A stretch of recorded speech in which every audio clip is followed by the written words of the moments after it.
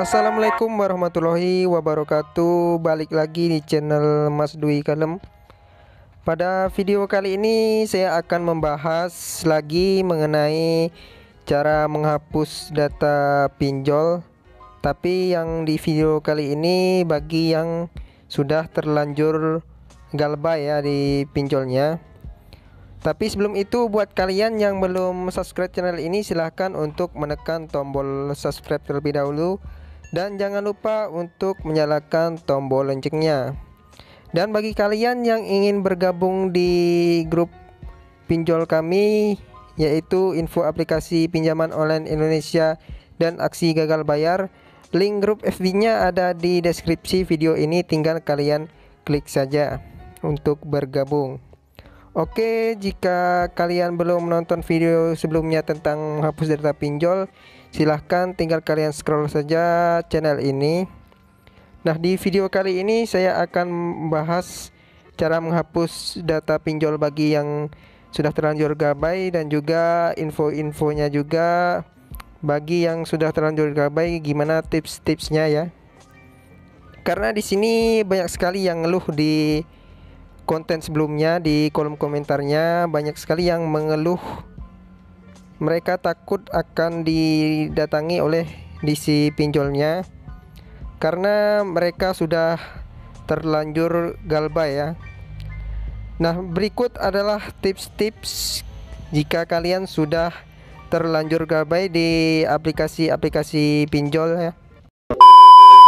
Nah, untuk solusi galbay sendiri di sini ada 3 solusi dari OJK jika kalian sudah terlanjur galbay. Menurut Tongam L. Tobing, Ketua Satgas Waspada Investasi OJK, menuturkan, idealnya apabila kamu sudah terlanjur meminjam uang pada pinjol ilegal, maka utang tersebut harus dilunasi. Sebab secara hukum perdata kamu sudah membuat perjanjian utang piutang dengan pemberi pinjaman ya.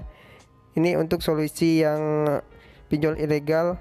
Namun jika kamu sangat merasa kesulitan dalam melakukan pembayaran, jangan berpikir pendek untuk melakukan tindakan ekstrim ya.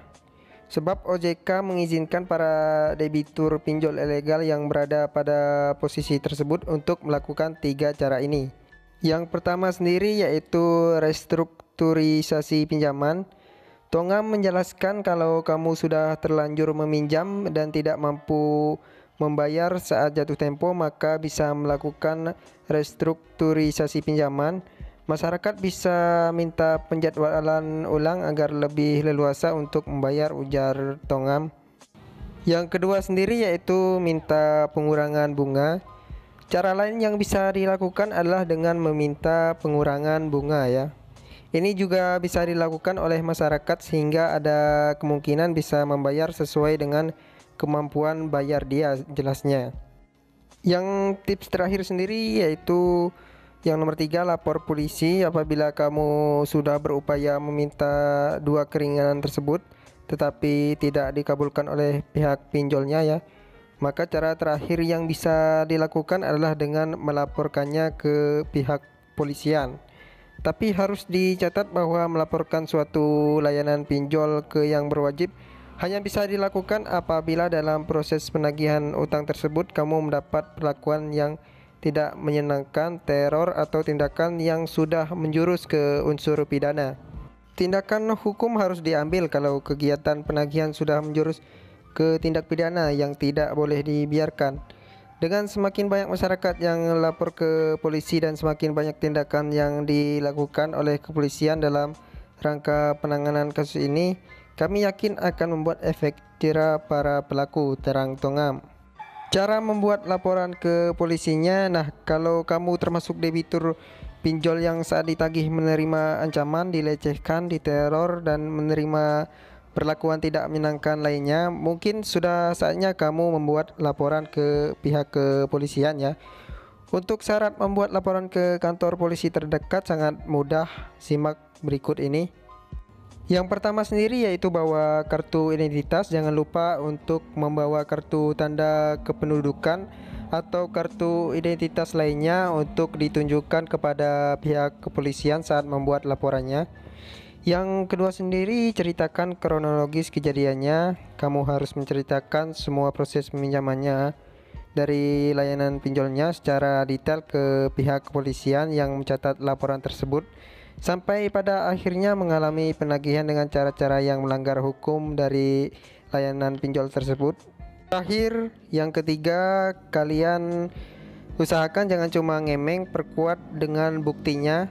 Untuk memperkuat laporan yang kamu buat, jangan lupa sertakan bukti rekaman pembicaraan telepon, tangkapan layar atau screenshot percakapan, email atau bukti lainnya ya, yang bisa menunjukkan ancaman pelecehan dan teror dari pihak pinjolnya. Meskipun terbilang mudah, namun kamu tentu harus meluangkan waktu ya untuk membuat laporan semacam itu ke pihak kepolisian. Satu-satunya cara untuk tidak terjerumus dalam jeratan utang pinjol adalah dengan tidak mencoba berutang kepada rentenir digital tersebut. Nah, untuk itu kalian harus jeli ya, membedakan yang mana yang pinjol ilegal maupun yang legal.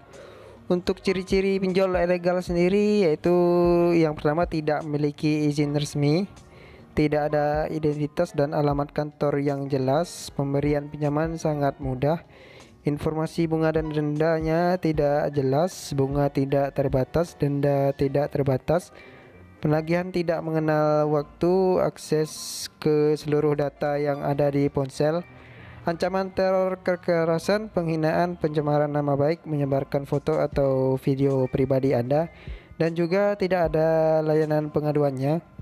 Dan kalau kamu masih membutuhkan pinjaman uang, OJK menyarankan untuk mencari pinjaman dari pinjol yang legal yang sudah terdaftar.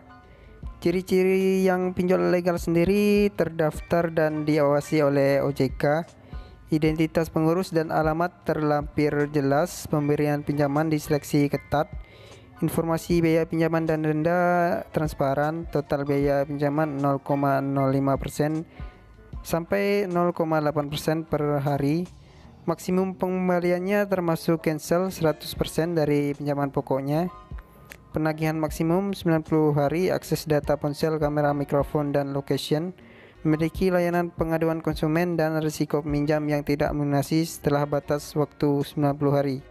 Akan masuk ke dalam daftar hitam Pusat Data Fintech Lending atau Pusdafil.